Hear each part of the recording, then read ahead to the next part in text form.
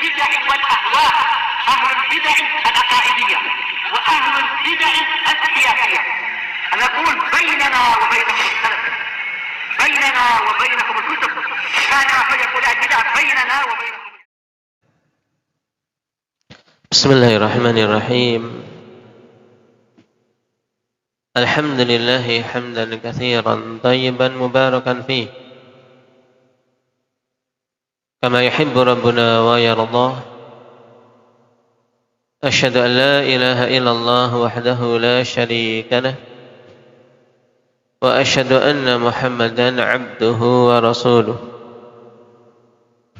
sallallahu alaihi wa ala alihi wa ashabihi wa man tabi'ahum bi ihsanin ila yaumiddin.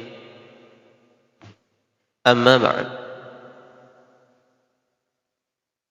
Pembahasan yang lalu kita sampai pada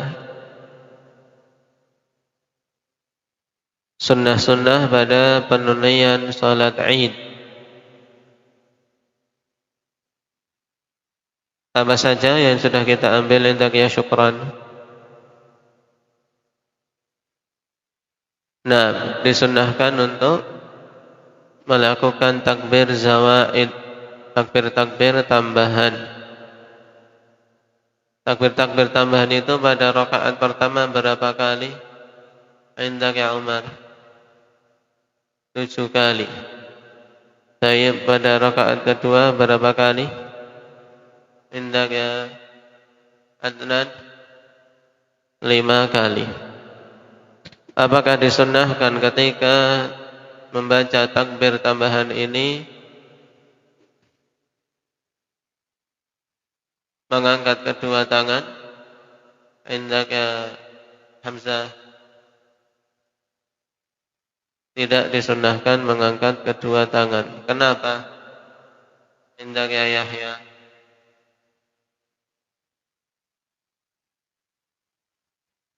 Punya mana Kak, belum disiap?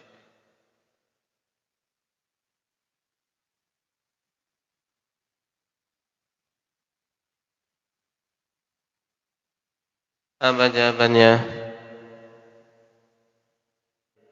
Karena Nabi sallallahu alaihi wasallam tidak mencontohkannya. Tayyib. Atau dengan kata lain, karena kita tidak mendapati dalil yang sahih dan sharih bahwasanya Rasulullah sallallahu alaihi wasallam melakukannya.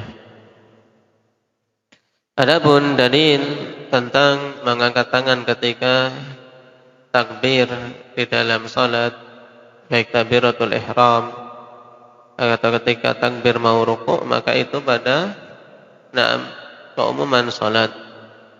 Adapun takbir zawaid kan itu adalah sesuatu yang beda, sehingga butuh dalil khusus untuk kita menetapkan bahwasanya padanya mengangkat kedua tangan.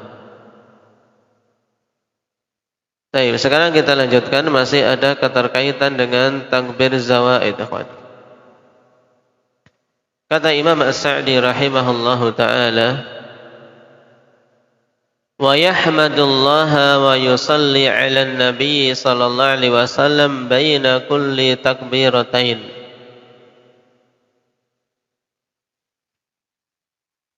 Dan memuji Allah subhanahu wa ta'ala dan bersalawat atas Nabi sallallahu alaihi wasallam di antara setiap takbir-takbir tersebut. Di antara setiap 2 takbir itu membaca tahmid dan salawat. Alhamdulillah wa sallallahu ala rasulillah. Jadi berarti ada berapa salawat kalau menurut perkataan ini? Ada tahmid dan salawat kalau dibaca di setiap antara 2 takbir. Berapa jumlahnya berarti hendak ya Putra?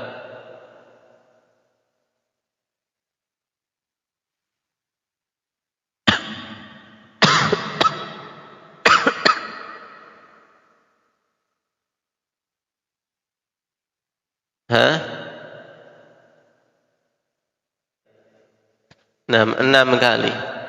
Kenapa? Karena pada takbir yang ke-7 ini tidak membaca tahmid dan salawat lagi. Baik. Sekarang apa dasarnya? Disebutkan dalam ta'liq, qala Ibnul Qayyim rahimahullahu ta'ala fi Zadil Ma'ad, wa lam yuhfad anhu dzikrun muayyanun baina takbirat. Tidak dihafal dari Nabi sallallahu alaihi wasallam zikir tertentu yang dibaca di antara takbir-takbir tersebut.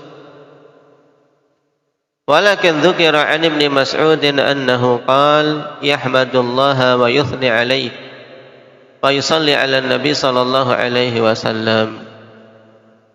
Dzakarahu Al-Khallal.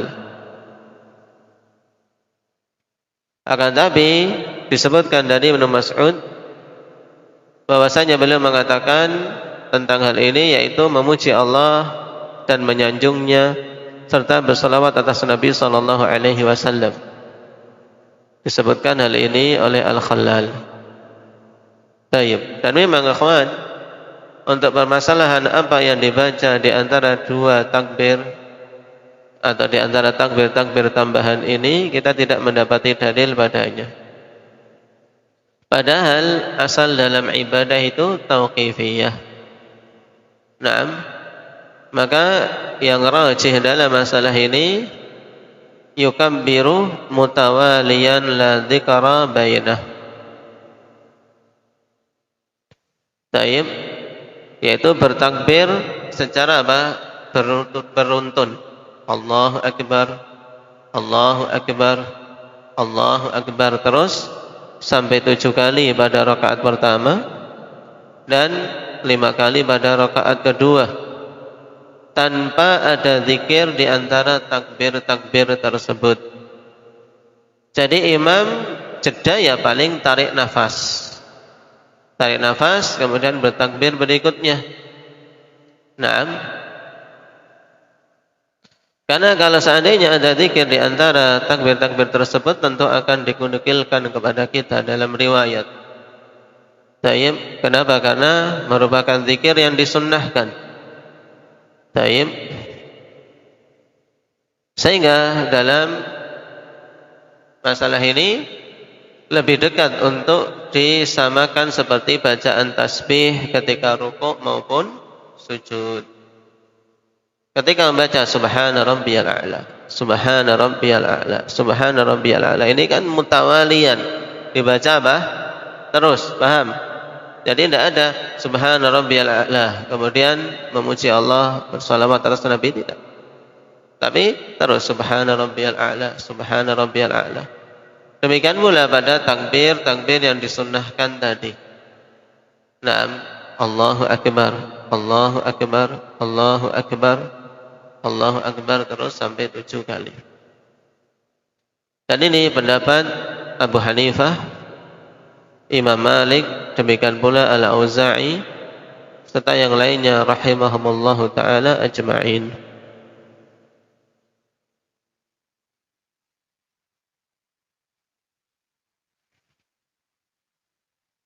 Taib. Adapun asar dari Atha, ikhwan, Atha yang diriwayatkan oleh Imam Al-Baihaqi, annahu kana yarfa'u yadayhi fi kulli takbiratin thumma yahmadullah wa yusalli 'ala an-nabi sallallahu alaihi wasallam thumma yukabbiru, yakni fi salatil 'id. Yang ini kemungkinan besar yang menjadi landasan Imam As-Sa'di rahimahullah selain athar Ibnu Mas'ud. Dan bahasanya Atha mengangkat kedua tangannya pada setiap takbir, kemudian memuji Allah dan bersalawat atas Nabi sallallahu alaihi wasallam. Kemudian bertakbir yakni pada salat Id. Maka memang ini adalah riwayat yang sahih, tapi bukan hujjah. Karena ini adalah ijtihad dari Atha sendiri, padahal beliau bukanlah seorang yang maksum. Tayyib. Oleh karena itulah Syekhuna Yahya hafizahullah ta'ala Nah, dalam tahqiq beliau terhadap Sunan Shaghir mengatakan sanaduhu ila Atha sahihun lakinnahu ijtihadun minhu la dalila alaihi yathbutu 'anil ma'sumi sallallahu alaihi wasallam. Sanad sampai Atha memang sahih, tapi itu bukan dalil, sebab itu hanyalah ijtihad dari beliau sendiri dan tidak ada dalil yang sabit atas hal tersebut dari Nabi sallallahu alaihi wasallam yang maksum. Fa fi'luhu fi hadhihi takbirat ghairu masyru'in. Dan perbuatan beliau dalam takbir-takbir ini tidak disyariatkan. La fil raf'i fi hadhihi takbirat wala fil dzikri baina takbirat. Tidak masyru', baik itu mengangkat tangannya ketika mengucapkan takbir, demikian pula pada zikir yang dibaca di antara takbir-takbir itu. Jadi pada sanadnya memang sahih tapi tidak bisa dijadikan dalil. Naam.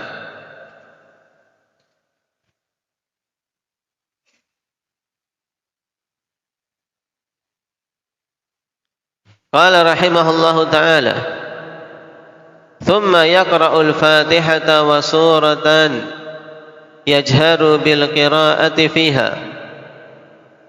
Kemudian membaca Al-Fatihah dan satu surat setelahnya. Beliau menjaharkan qiraah padanya. Taib. Qala al-mu'alliq li hadits Nu'man bin Bashir radhiyallahu anhuma qala kana Rasulullah sallallahu alaihi wasallam yaqra'u fil 'idain wa fil jum'ati bisabbih isma rabbikal a'la. Wa hal ataka hadithul ghashiyah.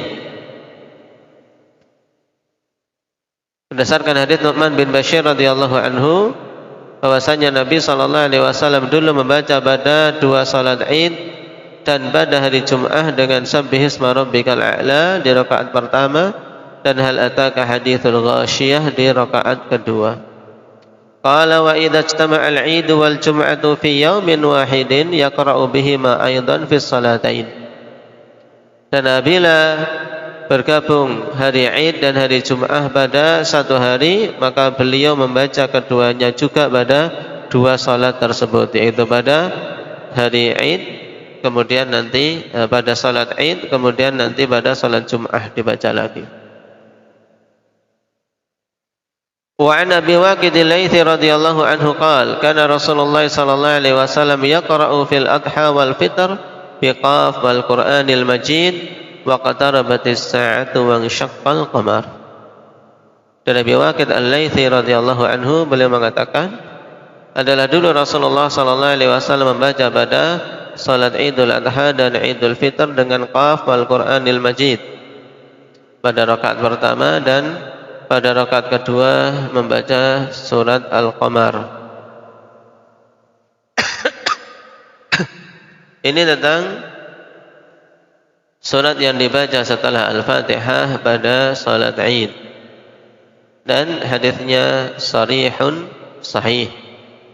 Sangat jelas di situ Nabi sallallahu alaihi wasallam membaca setelah Al-Fatihah Al-A'la dengan Al-Ghashiyah. Dan terkadang membaca Qaf dan Al-Qamar.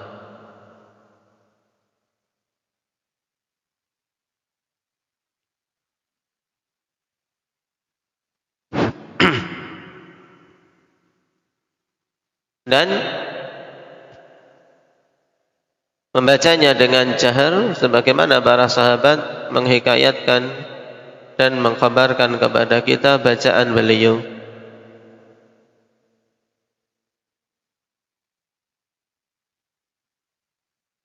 Dan demikianlah memang biasanya Nabi sallallahu alaihi wasallam membaca pada salat-salat yang memang diinginkan berkumpulnya manusia padanya. Seperti pada salat Jum'ah, demikian pula salat kusuf, walaupun itu di siang hari. Nah, karena asalnya akhwan, kaidahnya kan untuk salat-salat siang itu bacaannya sir. Nah, salat-salat siang bacaannya sir. Tayyib. Dan salat-salat malam bacaannya jahar. Makanya ketika kita salat malam qiyamul lail mau menjaharkan qiraah, nah boleh selama tidak mengganggu yang lain. Apalagi kalau sedang salat di rumah, maka ahsan untuk jahar. Kenapa? Karena seorang ketika membaca jahar, dia mendengar bacaannya akan lebih konsentrasi ketika salat malam. Sedangkan salat siang tidak disunnahkan sama sekali. Pada salat-salat sunnah seorang mengeraskan bacaannya untuk salat-salat sunnah di siang hari, salat duha kah atau salat rawatib kah, tidak. Cuman pada salat-salat yang memang diinginkan manusia berkumpul padanya, nah, salat Jum'ah, salat kusuf, dan bahkan salat istisqa, itu apa? Sunnahnya adalah membaca dengan jahar. Karena Nabi SAW mencontohkan demikian.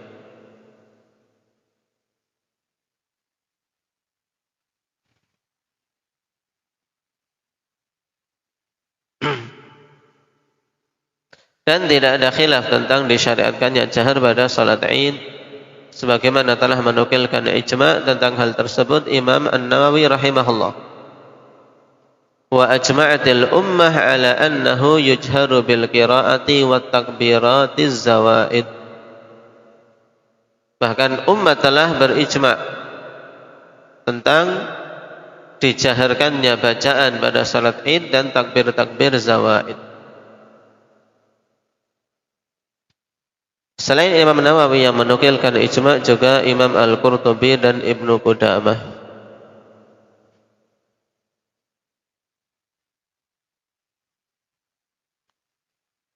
Kemudian tentang bacaan surat tadi, bagaimana cara menunaikannya? Maka yang sunnah, imam terkadang membaca Sabbihisma rabbikal a'la dan Al-Ghasyiyah, dan terkadang pada kesempatan yang lain untuk membaca Qaf dan Al-Qamar untuk menghidupkan sunnah-sunnah tersebut sehingga manusia mengenalnya. Walaupun memang untuk membaca Qaf dan Al-Qamar, ikhwan, tayyib, kalau penunaannya terlalu siang mungkin kadang menjadikan berat para jamaah. Sehingga ketika membaca ini, ketika mungkin melihat kondisi matahari redup atau kondisi ada awan sehingga tidak memberatkan para jamaah karena kelamaan berdirinya. Karena memang pada panduan salat Id banyak hal yang harus diperhatikan oleh imam dari sisi kemaslahatan makmum. Sebab pada salat Id kan terkumpul banyak dari yang tua, muda, bahkan anak-anak kecil. Sehingga harus memperhatikan maslahah tersebut, sebagaimana dulu Rasulullah SAW juga memperhatikan masalah makmum. Taib. Qala rahimahullahu ta'ala,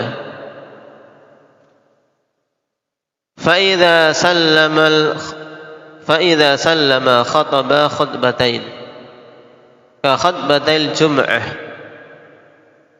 إلا أنه يذكر في كل خطبة الأحكام المناسبة للوقت. Apabila beliau telah salam, maka khataba khutbatain, beliau berkhutbah dengan dua khutbah. Seperti khutbah Jum'ah. Hanya saja imam menyebutkan pada setiap khutbah tersebut hukum-hukum yang sesuai dengan waktu tersebut. Taib. Di sini akhwan, pembahasan mengenai khutbah Id. Apakah khutbah Id itu dua khutbah ataukah satu khutbah? Memang terjadi khilaf yang kuat di kalangan para ulama. Taib. Dan di sini Imam As-Sa'di rahimahullahu taala merajihkan bahwasanya imam melakukan khutbah dengan 2 khutbah seperti khutbah Jum'ah. Persis hukumnya dan sifatnya. Lalu apa landasan mereka menetapkan adanya 2 khutbah?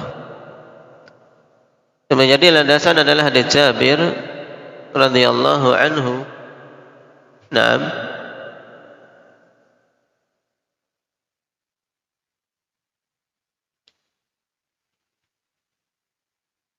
Yang beliau mengatakan kharaja Rasulullah sallallahu alaihi wasallam yaumal fitr aw adha fa khataba qa'iman thumma qa'ada thumma qam.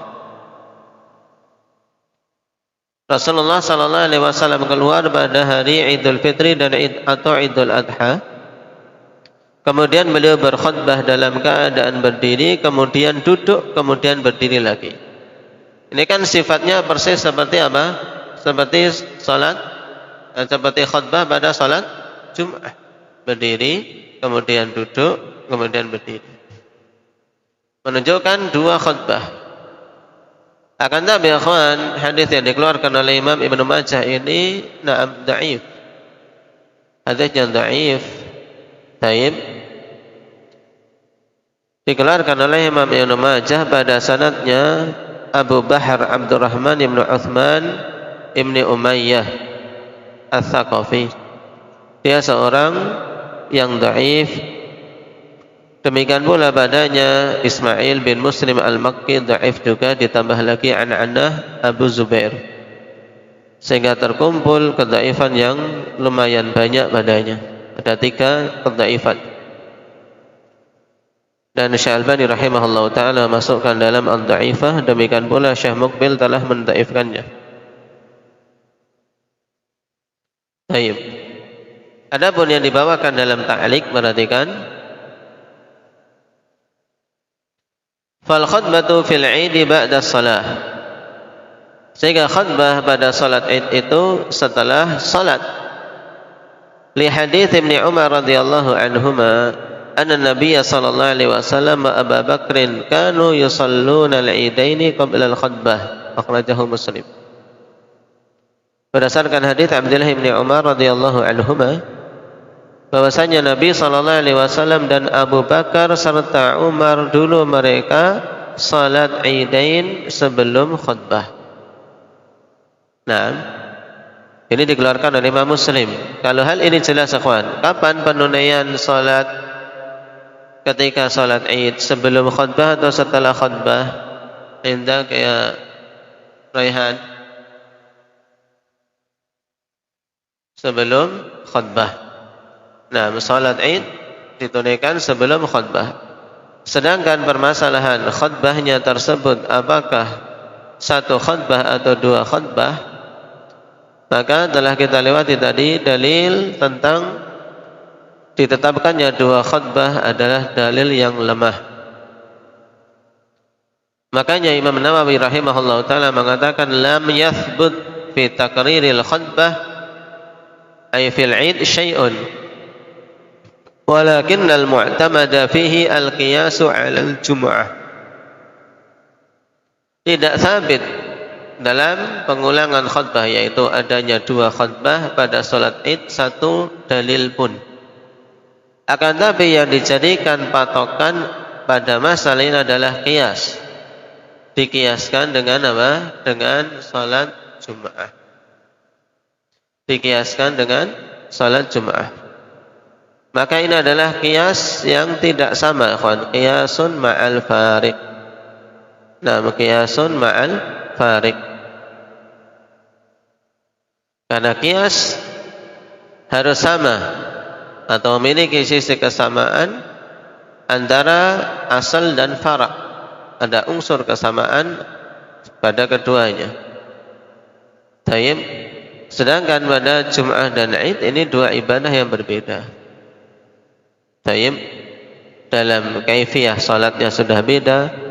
Nah, kemudian tempat khutbahnya sudah beda. Kalau salat Jum'ah tempat khutbahnya di mana? Ibadah. Sebelum di mimbar, iya. Tayyib. Nah, sebelum atau setelah salat? Kalau salat Jum'ah sebelum salat. Nah, khutbahnya sebelum salat. Kalau salat Id, khutbahnya setelah salat.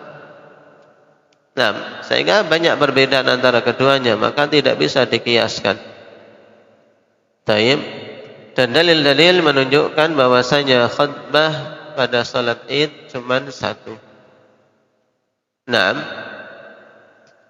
di antaranya hadis Ibnu Umar, kemudian hadis Jabir bin Abdullah dan hadis Ibnu Abbas. Taib. Anna Nabiy sallallahu alaihi wasallam wa Abu Bakr wa Umar radhiyallahu anhuma kanu yusalluna al-Idain qabla al-khutbah. Qabla al-khutbah, sebelum khutbah. Tidak disebutkan khutbatain. Dan telah merajihkan pendapat ini Imam As-San'ani rahimahullahu taala, bahwasanya pada salat Id hanya satu khutbah saja. Tayyib.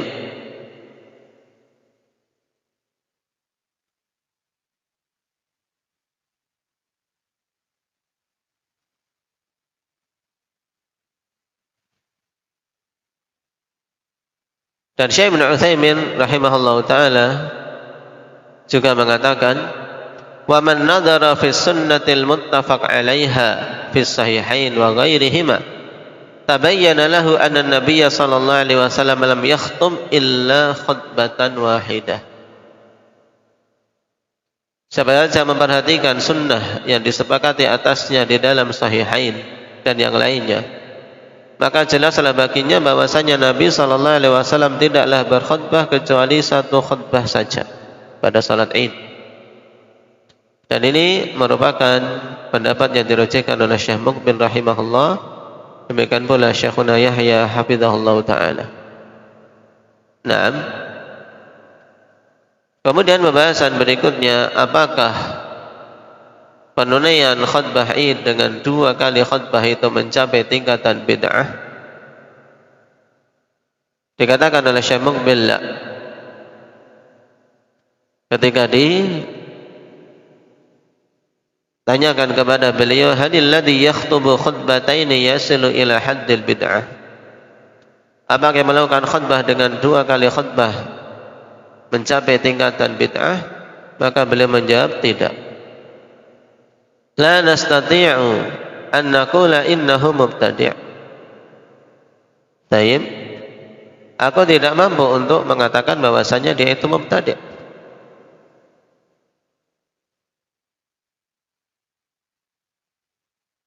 Walau khayyirtu baina an akhtuba khutbatain wa baina an yakhtuba ghairi, aqulu yakhtubu ghairi wa ana astami'. Li'anna alladhi warada hiya khutbah. Jadi perhatikan bagaimana kehati-hatian seorang alim. Beliau memiliki pendapat bahwasanya yang sunnah adalah satu khutbah, tapi tidak serta-merta kemudian mengatakan mukhalif yang menyelisih beliau.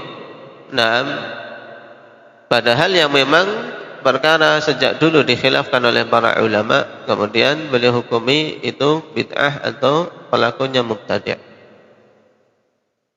Beliau mengatakan, aku tidak mampu untuk mengatakan dia itu mubtadi'. Tapi seandainya aku diberi pilihan, disuruh misalnya diundang atau diminta untuk berkhutbah, tapi diminta berkhutbah dengan 2 khutbah pada salat Id, dengan kalau kamu tidak mau ya sudah, biar yang lain berkhutbah,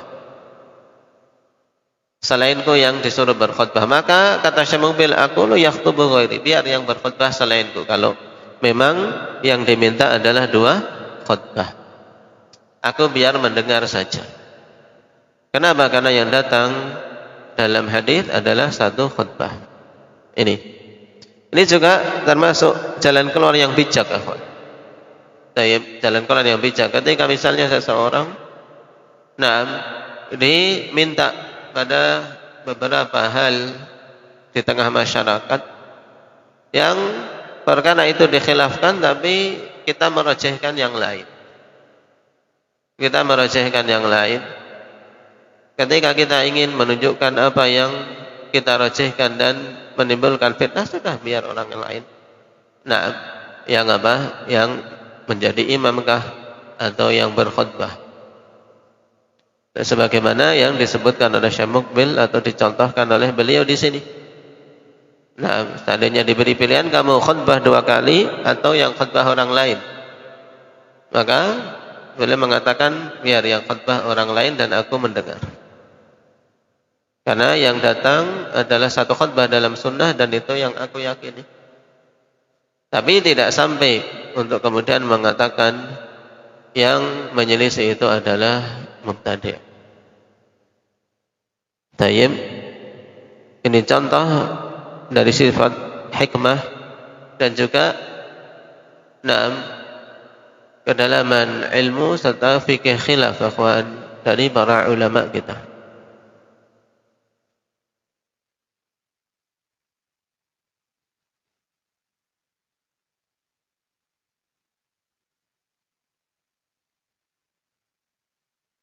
Tayyib. Kemudian di bagian akhir dari kalimat ini, illa annahu yadhkuru fi kulli khutbatin al-ahkam al-munasibah lil waqti. Hanya saja dia menyebutkan pada khutbah tersebut hukum-hukum yang sesuai dengan waktu yang ada. Dan ini pada keumuman khutbah. Khutbah seseorang hendaknya menyampaikan hal-hal yang memang dibutuhkan oleh manusia. Terkumpul padanya wa'ad, nasihat-nasihat, mau'izah, juga dorongan, tayyib, juga peringatan. Demikian pula juga pengenalan beberapa hukum-hukum pokok, seperti misalnya pada Idul Adha butuh untuk diberi penegasan tentang permasalahan udhiyah sebagaimana Nabi SAW contohkan dalam khutbah Idul Adha tentang apa sunnah-sunnah pada hari tersebut. Tayyib, juga penegasan tentang terlarangnya puasa pada hari Id dan seterusnya. Tayyib. Barakallahu fikum. Itu dulu. Nasallallahu at-taufiq was-sadad walhamdulillahi rabbil alamin.